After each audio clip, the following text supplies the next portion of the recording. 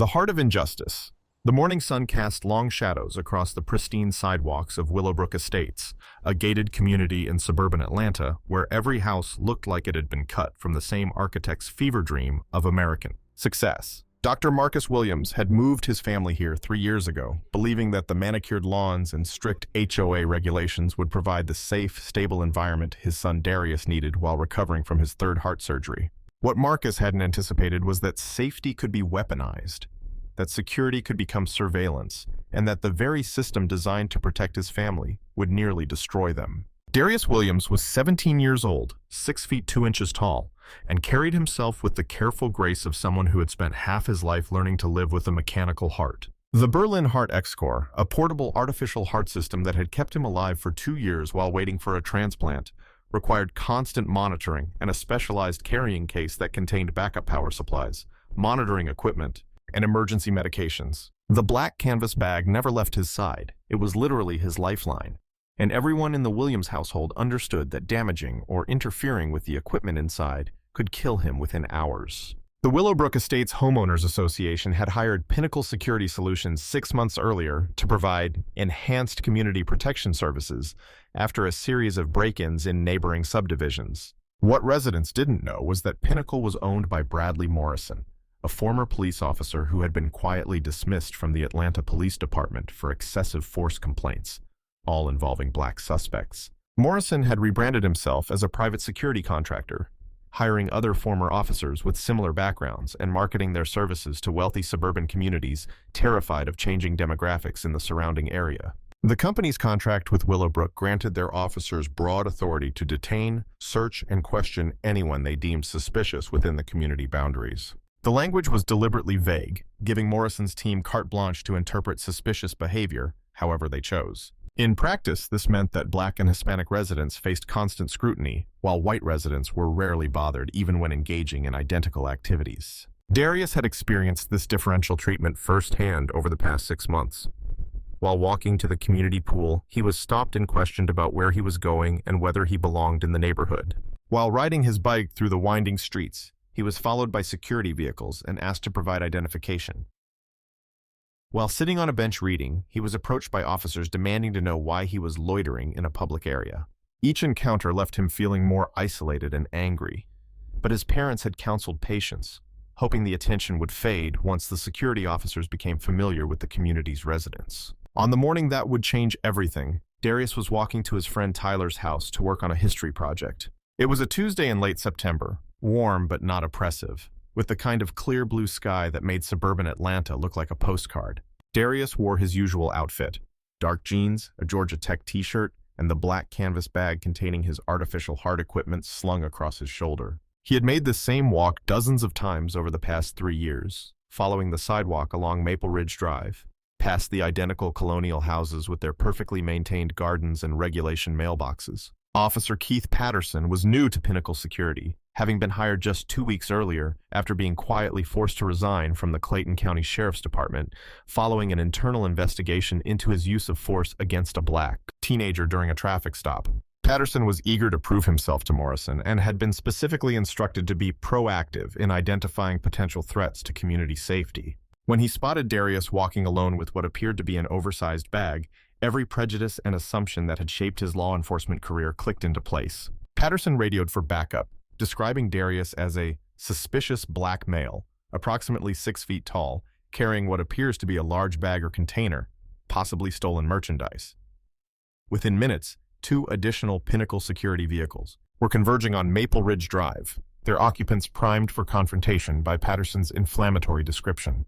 The first vehicle pulled alongside Darius as he walked, its window rolling down to reveal Officer Janet Myers, a 20-year veteran of suburban security work whose understanding of community policing had been shaped by decades of racial profiling, disguised as crime prevention. Her voice carried the authoritative tone of someone accustomed to immediate compliance when she called out, "Hey, you there? Stop walking and come over here." Darius paused, recognizing the familiar ritual of harassment that had become routine in his daily life. He approached the vehicle with the resigned patience of someone who had learned that cooperation was the fastest way to end these encounters. "What's in the bag?" Myers demanded, her eyes fixed on the black canvas case with suspicious intensity. Medical equipment, Darius replied calmly. I have a heart condition. Myers' expression suggested she didn't believe him. Medical equipment. What kind of medical equipment? Before Darius could explain, Patterson's vehicle screeched to a halt behind Myers' car, and the officer jumped out with the aggressive energy of someone spoiling for a fight. He was a large man, over 6 feet tall and heavily built, with the kind of presence that was designed to intimidate rather than reassure. Sir, I need you to set that bag down immediately, Patterson commanded, his hand moving instinctively toward the expandable baton on his belt. It's medical equipment, Darius repeated, his voice remaining steady despite the growing tension. I can't set it down. It's connected to my artificial heart. Patterson's face twisted with contempt. Yeah, right. That's a new one. What's really in the bag, son? The word son was delivered with a particular sneer that made Darius's jaw tighten. He had heard that tone before, the condescending familiarity that some white authority figures used when addressing young black men, as if the word itself was an insult rather than a term of respect. I'm telling you the truth, Darius said, his patience beginning to fray. This equipment keeps me alive. If you interfere with it, you could kill me. Myers had exited her vehicle and was now standing beside Patterson, creating a semicircle of authority around Darius. The third security vehicle arrived as she spoke, disgorging 2 more officers who immediately took positions that blocked any potential escape routes. Here's what's going to happen, Patterson announced, with the confidence of someone who believed his authority was absolute. You're going to set that bag down, step away from it, and let us search it. If you really have medical equipment in there, you have nothing to worry about. I can't do that, Darius said, his voice rising slightly. This isn't just a bag, it's a medical device. Disconnecting it could cause my artificial heart to fail. Patterson's response revealed the depth of his ignorance and prejudice. Artificial heart? Come on, kid. Do you really think we're that stupid? What are you really hiding in there? Drugs? Stolen goods? Weapons? The accusation hung in the air like poison gas. Darius felt the familiar surge of anger that came with being automatically assumed to be a criminal, but he forced himself to remain calm. Getting emotional would only make things worse, and he needed these officers to understand the life-or-death nature of the situation. Look, he said, pulling out his phone, I can call my doctor or my parents. They can explain what this equipment is and why I can't be separated from it. Myers snatched the phone from his hand before he could dial. No phone calls. You're not in charge here. We are. The situation was spiraling beyond Darius's ability to control it, and he could feel panic beginning to set in. The stress was causing his heart rate to increase, which meant his artificial heart was working harder to maintain circulation. If these officers actually interfered with his equipment, the consequences could be fatal within a matter of hours. Please, he said, abandoning any pretense of teenage pride. I'm begging you. This isn't a game. This equipment is keeping me alive. If you damage it, I will die. Patterson apparently interpreted this plea as an admission of guilt. Now we're getting somewhere. You're scared because you know we're going to find whatever you're hiding in there. Without warning, Patterson lunged forward and grabbed the strap of Darius's bag, attempting to yank it away from his body. Darius instinctively pulled back, not out of defiance, but out of the desperate need to protect the equipment that was literally keeping his heart beating. Don't resist, Myers shouted, apparently interpreting Darius's attempt to protect his medical device as an assault on law enforcement. What happened next would be captured on multiple cell phone cameras by neighbors who had been drawn to their windows by the commotion, creating a visual record that would eventually become crucial evidence in the legal proceedings that followed. Patterson, frustrated by Darius's grip on the bag, drew his expandable baton and struck the teenager across the forearms in an attempt to force him to release his hold on the medical equipment. The blow caused Darius to stumble backwards, but he maintained his grip on the bag, knowing that letting go could mean death. Patterson interpreted this as continued resistance and struck him again, this time across the shoulders. Myers joined the assault, using her own baton to strike at Darius's hands in an attempt to break his grip on the bag's straps. The 4 other officers who had arrived as backup moved in to assist, apparently interpreting the situation as a violent confrontation rather than a medical emergency. 2 of them grabbed Darius's arms, while a 3rd officer, James Crawford, seized the medical bag and began pulling with enough force to strain the equipment connections. Stop! Darius screamed, genuine terror now evident in his voice. You're going to kill me! Crawford apparently believed this was an attempt at manipulation rather than a literal statement of fact. With a violent twist, he wrenched the bag away from Darius's body, severing several of the delicate electrical connections that linked the external controller to the artificial heart implanted in the teenager's chest. The effect was immediate and catastrophic. Alarms began sounding from the damaged equipment as the artificial heart's monitoring systems detected the disconnection. Darius collapsed to his knees, clutching his chest as his mechanical heart struggled to maintain circulation without the external controller's guidance. "My heart," he gasped, his face already beginning to turn gray as his circulation became compromised. "You disconnected my heart." But the officers were beyond listening to reason. Patterson was rifling through the damaged medical bag, his face growing increasingly confused as he encountered sophisticated electronic equipment, pharmaceutical vials, and medical documentation, rather than the drugs or stolen goods he had expected to find. Myers was focused on restraining Darius, apparently interpreting his collapse as an attempt to fake a medical emergency. She forced his arms behind his back and applied handcuffs, ignoring his increasingly labored breathing and the gray pallor that was spreading across his features. "Fake medical emergency," she announced to the other officers. "Classic resistance tactic. They think if they act sick, we'll let our guard down." Crawford was examining the artificial heart controller that he had forcibly removed from Darius's body. The sophisticated device, about the size of a small laptop computer, was covered with warning labels in multiple languages, all emphasizing the life-critical nature of the equipment. Even the most cursory examination would have revealed that this was genuine medical equipment, not contraband of any kind. But Crawford was apparently more interested in asserting his authority than in understanding what he had done. "This equipment could be used to make bombs," he announced, his voice carrying the confidence of someone who had no idea what he was talking about. "Battery packs, electronic controllers, chemical containers. This is clearly some kind of explosive device." The absurdity of the accusation would have been laughable under different circumstances, but Darius was rapidly losing consciousness as his artificial heart struggled to maintain circulation without its external controller. His breathing was becoming shallow and irregular, and his lips were turning blue from lack of oxygen. Dr. Sarah Martinez was jogging along Maple Ridge Drive when she witnessed the assault. As a cardiologist at Emory University Hospital, she immediately recognized the signs of cardiac distress that the security officers were dismissing as theatrical performance. She approached the scene despite the obvious danger, her medical training overriding her instinct for self-preservation. "I'm a doctor," she announced loudly, hoping to penetrate the officer's apparent tunnel vision. "This young man is having a genuine medical emergency. He needs immediate medical attention." Patterson turned on her with the aggressive hostility of someone whose authority had been challenged. "Ma'am, you need to step back. This is a police matter." "You're not police officers," Dr. Martinez replied, her voice carrying the authority of someone accustomed to making life-or-death decisions under pressure. "You're private security, and you're witnessing what appears to be a cardiac emergency. If you don't get this young man medical attention immediately, he could die." Myers apparently interpreted Dr. Martinez's intervention as an attempt to interfere with their investigation. "Ma'am, if you don't step back right now, you're going to be arrested for obstruction of justice." But Dr. Martinez was examining Darius with the focused intensity of someone whose medical training had taught her to ignore everything except the patient's condition. What she saw terrified her. The teenager was clearly in severe cardiac distress. His pulse was thready and irregular, and his skin had taken on the gray pallor that indicated severe circulatory compromise. "This boy is dying," she announced, her voice cutting through the officer's arguments like a scalpel. "Whatever that equipment is, he needs it reconnected immediately or you're going to have a fatality on your hands." Crawford apparently decided that Dr. Martinez represented a threat to their investigation. "Ma'am, you're under arrest for interfering with a law enforcement operation."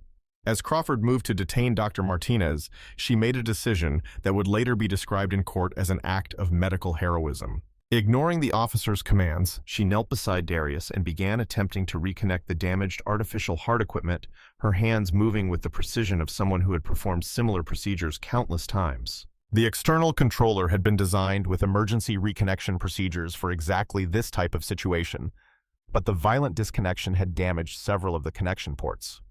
Dr. Martinez worked frantically to jury-rig alternative connections while Darius's condition continued to deteriorate.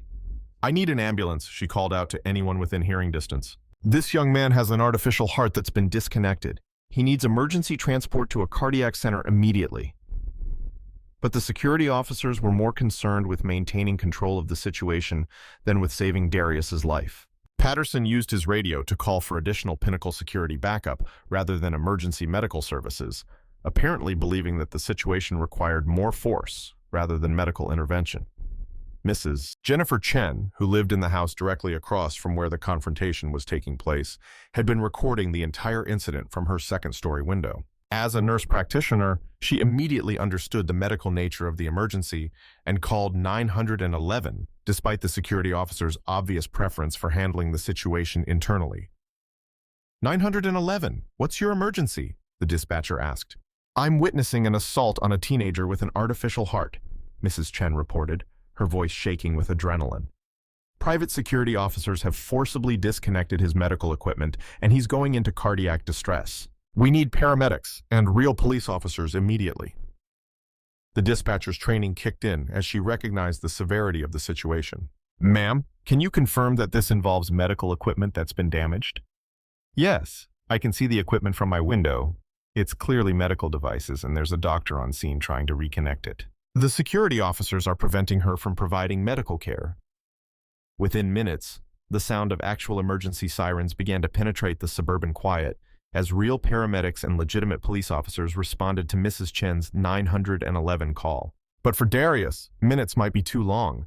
His artificial heart was designed with backup systems for temporary disconnections, but the violent nature of the separation had damaged components that the backup systems couldn't compensate for. Dr. Martinez had managed to restore partial connectivity between the artificial heart and its external controller, but several monitoring circuits remained severed. She could see from the device's display that the artificial heart was operating at reduced efficiency, struggling to maintain adequate circulation without the full complement of control signals. He needs to get to a hospital immediately, she announced to anyone who would listen. Even with partial connectivity restored, this equipment needs professional repair. Without full functionality, his artificial heart could fail at any time. Patterson apparently viewed Dr. Martinez's medical expertise as a challenge to his authority. Ma'am, you're under arrest. Step away from the suspect immediately. The word suspect was particularly galling given that Darius was clearly a victim of assault rather than a perpetrator of any crime. But Patterson seemed invested in maintaining the fiction that they had uncovered some kind of criminal conspiracy rather than assaulted a disabled teenager. The arrival of actual emergency services transformed the dynamic of the situation. Paramedic Captain Lisa Rodriguez took one look at the scene and immediately understood that she was dealing with a medical emergency rather than a law enforcement matter. Everyone step back, she commanded with the authority of someone whose expertise was unquestionable. We have a patient in cardiac distress.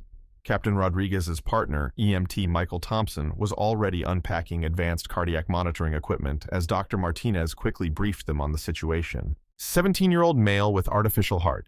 External controller forcibly disconnected approximately 8 minutes ago. Partial connectivity restored, but multiple monitoring circuits remain severed. Dr. Martinez reported with the clinical precision that came from years of emergency medical practice. The paramedics' professionalism was a stark contrast to the security officers' amateurish bumbling. Within seconds, they had Darius connected to their own cardiac monitoring equipment and were assessing the functionality of his artificial heart system. We need immediate transport to Emory Cardiac Center, Captain Rodriguez announced. This patient needs emergency cardiac surgery to assess potential damage to his implanted device. But Patterson was apparently unwilling to admit that his team had made a catastrophic error in judgment. That boy is under arrest for resisting arrest and assaulting law enforcement officers. He's not going anywhere until we complete our investigation. Captain Rodriguez's response demonstrated the difference between professional emergency responders and security officers playing dress-up. Sir, this patient is in immediate danger of cardiac arrest. He's going to the hospital now, regardless of whatever you think he's done wrong. The confrontation between Patterson and Captain Rodriguez might have escalated further, but the arrival of actual police officers shifted the power dynamic once again. Sergeant Amanda Foster of the Atlanta Police Department took immediate control of the scene with the kind of professional competence that comes from years of actual law enforcement experience. What's the situation here? Sergeant Foster asked, directing her question to Captain Rodriguez rather than to the security officers.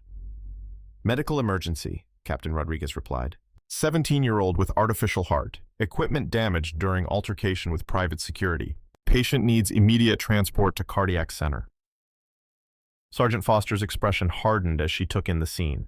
A black teenager in obvious medical distress, surrounded by white security officers who were more interested in asserting their authority than in addressing the medical emergency they had created.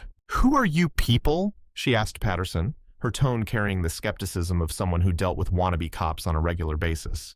Pinnacle Security Solutions, Patterson replied, apparently expecting his company name to carry some weight with actual law enforcement.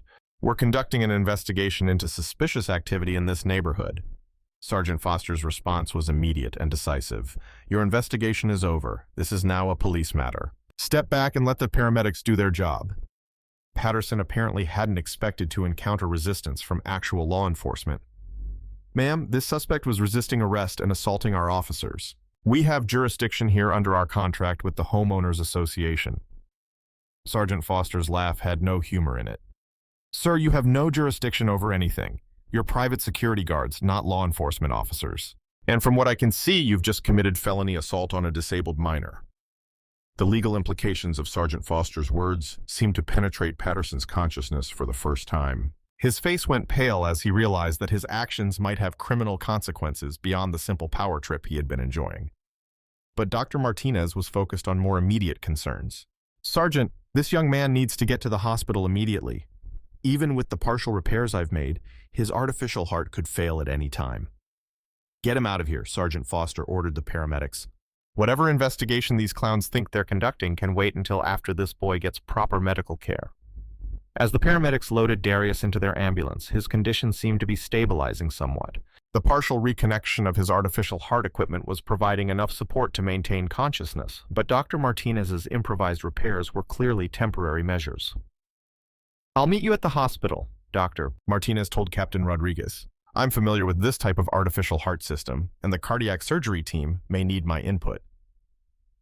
As the ambulance pulled away with sirens wailing, Sergeant Foster turned her attention to the security officers who had created this disaster. Her expression suggested that their troubles were just beginning. I need to see identification from all of you, she announced, and I need to know exactly what happened here, starting from the beginning. Patterson's version of events bore little resemblance to reality. According to his account, they had encountered a suspicious individual carrying what appeared to be potential contraband or dangerous materials. When they attempted to conduct a routine security check, the suspect had violently resisted and assaulted multiple officers. Sergeant Foster listened to this fabrication with the patient expression of someone who had heard countless similar lies throughout her career. When Patterson finished his creative retelling, she turned to the growing crowd of neighbors who had witnessed the actual events. Did anyone see what really happened here? She asked. Mrs. Chen stepped forward with her cell phone. I recorded the whole thing from my window, she announced. These men attacked a teenager who was trying to protect his medical equipment. They had no cause to stop him, no cause to search him, and no cause to use force against him. The existence of video evidence seemed to drain the remaining fight out of the security officers. Patterson's face went ashen as he realized that his fabricated account would be contradicted by actual footage of the incident. But Sergeant Foster was more interested in the immediate legal implications than in watching cell phone videos. Sir, you and your associates are under arrest for aggravated assault, reckless endangerment, and impersonating law enforcement officers. The charges that Sergeant Foster rattled off were serious felonies that could result in decades of prison time. But as the full scope of what had happened became clear, even more serious charges would eventually follow. Dr. Marcus Williams received the phone call that every parent of a medically fragile child dreads while he was in surgery at Emory University Hospital. The nurse who interrupted his procedure explained that his son had been assaulted by security officers and was being transported to the emergency department with his artificial heart equipment damaged. Marcus's hands were literally inside another patient's chest cavity when he received this news, but his surgical training allowed him to maintain focus on the procedure while his mind raced through the implications of what he had been told. Damage to Darius's artificial heart equipment could be fatal within hours, depending on the extent of the damage and the effectiveness of any emergency repairs. He completed the surgery with mechanical precision, his years of training allowing him to function despite the personal crisis unfolding in his own hospital. As soon as the last suture was placed and the patient was stable, Marcus raced to the emergency department where his son was being evaluated by the cardiac surgery team. What he found there filled him with a rage unlike anything he had ever experienced. His son, barely conscious and connected to multiple monitoring devices, looked fragile and vulnerable in a way that reminded Marcus of those terrifying early years when Darius's congenital heart defect had required surgery after surgery just to keep him alive. Dr. Jennifer Walsh, the attending cardiac surgeon, briefed Marcus on the situation with the professional calm that comes from years of dealing with medical emergencies. The external controller was forcibly disconnected, she explained, showing Marcus the damaged equipment. Dr. Martinez managed to restore partial functionality at the scene, but several monitoring circuits are completely severed. We need to assess whether the disconnection caused any damage to the implanted components. Marcus examined the damaged equipment with the expertise of someone who had spent years learning every detail of his son's medical condition. What he saw made his hands shake with fury. The connections hadn't been accidentally damaged. They had been deliberately destroyed through the application of force that could only be described as violent. "Who did this?" he asked, his voice carrying the controlled anger of someone who was fighting to maintain professional composure. Dr. Walsh's expression suggested that she was struggling with similar emotions. According to the police report, private security officers hired by your neighborhood association forcibly removed the equipment during what they claim was an investigation into suspicious activity. The clinical language couldn't disguise the reality of what had happened. His son had been assaulted by people who were supposed to be protecting the community, people who had nearly killed him through ignorance and prejudice disguised as law enforcement. Marcus spent the next several hours working alongside the cardiac surgery team to assess and repair the damage to Darius's artificial heart system. The disconnection had caused several minor arrhythmias that could have been fatal if Dr. Martinez hadn't intervened, and the violent removal of the external controller had damaged internal sensors that would require surgical replacement. But the physical damage was only part of the story. As Marcus worked to repair his son's artificial heart, he was also learning about the legal and criminal implications of what had happened. The security officers who had assaulted Darius weren't just facing charges of assault and battery. They were being investigated for attempted murder. The legal theory was straightforward. The security officers had been told repeatedly that their actions could kill Darius, but they had proceeded anyway, demonstrating a reckless disregard for human life that elevated their crime from simple assault to attempted murder. The fact that Darius had survived was due to Dr. Martinez's intervention and the quick response of professional emergency services, not to any restraint on the part of his attackers. District Attorney Patricia Coleman was a prosecutor with 20 years of experience handling violent crimes. But even she was shocked by the details of the case that landed on her desk 3 days after the assault. The combination of racial profiling, medical endangerment, and near-fatal violence represented the kind of case that could define a prosecutor's career. "This isn't just about assault," she explained to her staff during the case review meeting. "These men were told explicitly and repeatedly that their actions could kill this boy, and they proceeded anyway. That's the definition of depraved indifference to human life." The evidence against the security officers was overwhelming. Mrs. Chen's cell phone video showed the entire assault, including the moment when Darius collapsed after his artificial heart equipment was disconnected. Audio recordings captured the security officers dismissing his pleas for medical attention as fake and theatrical. Most damning of all was Crawford's statement to other officers that he believed the medical equipment could be used to make bombs. Even the most charitable interpretation of that statement suggested that he had recognized the sophisticated nature of the equipment but had chosen to treat it as contraband anyway. But District Attorney Coleman knew that winning convictions would require more than just evidence.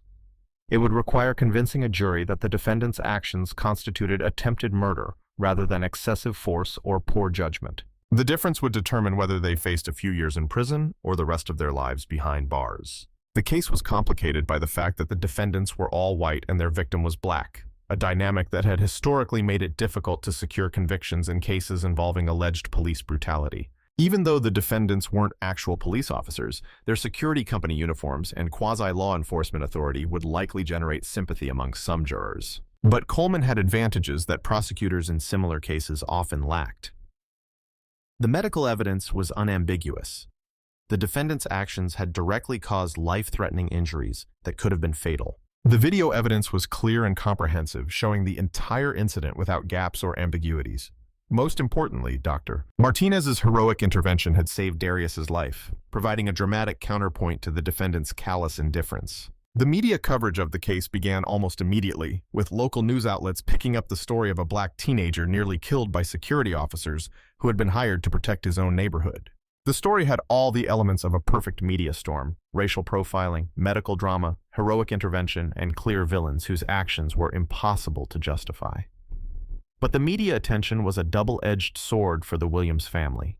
While it ensured that the case would receive serious attention from prosecutors and the courts, it also subjected them to scrutiny and harassment from people who viewed any criticism of law enforcement as an attack on public safety. Marcus and his wife Regina found themselves fielding phone calls from reporters, activists, and cranks at all hours of the day and night. Their home address was published online by people who believed that the family was somehow responsible for the controversy surrounding the case. Death threats arrived via email and social media from anonymous accounts that accused them of playing the race card and destroying good men's lives.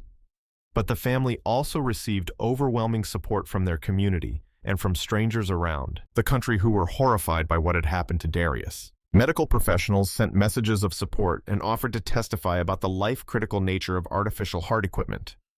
Civil rights organizations offered legal assistance and financial support. Neighbors who had previously been distant or indifferent suddenly appeared at their door with meals, flowers, and expressions of outrage at the injustice their son had suffered.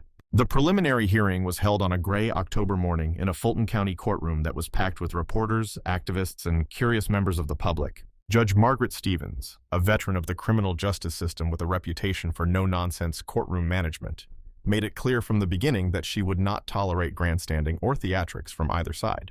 The prosecution's case was presented by Assistant District Attorney James Morrison, a former federal prosecutor who specialized in civil rights violations. His opening statement was a masterpiece of controlled outrage that laid out the facts of the case with surgical precision. "Ladies and gentlemen," Morrison began, addressing the packed courtroom, "this case is about what happens when prejudice is given a badge and authority. The defendants in this case were hired to protect a community, but instead they nearly killed a 17-year-old boy whose only crime was walking while black."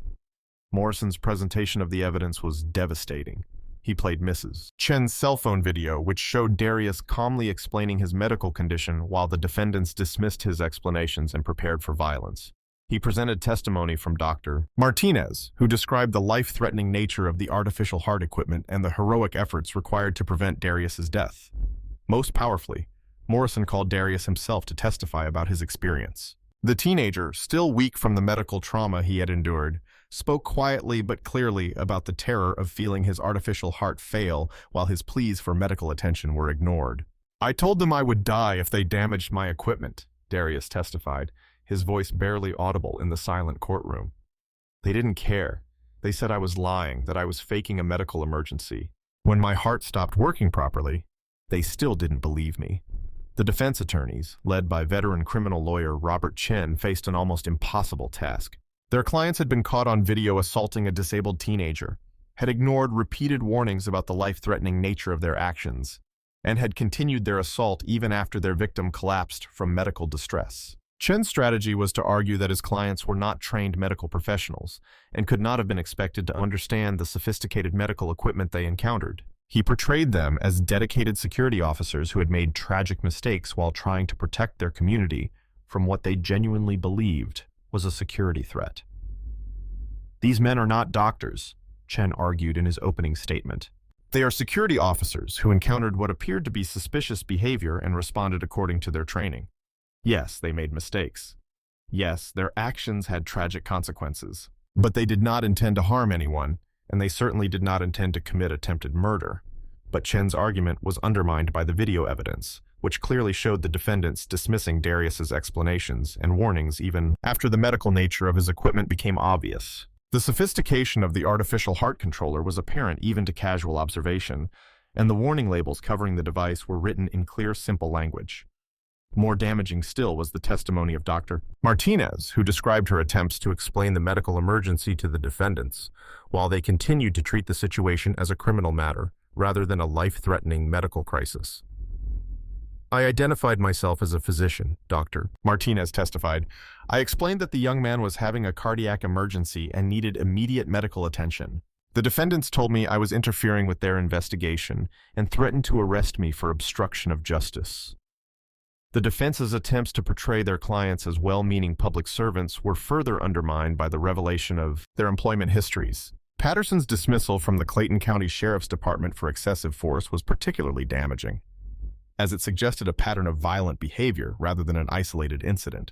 Judge Stevens ultimately ruled that there was sufficient evidence to support charges of attempted murder, aggravated assault, reckless endangerment, and violation of civil rights.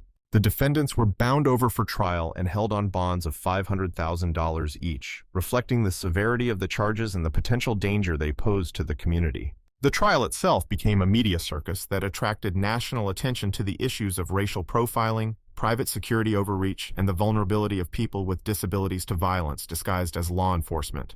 Protesters gathered outside the courthouse daily, demanding justice for Darius and accountability for the security industry that had enabled his assault. But for the Williams family, the trial was less about social justice and more about personal survival.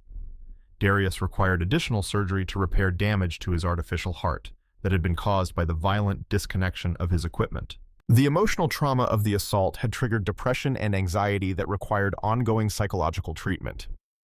Marcus and Regina struggled to maintain their professional responsibilities while dealing with the legal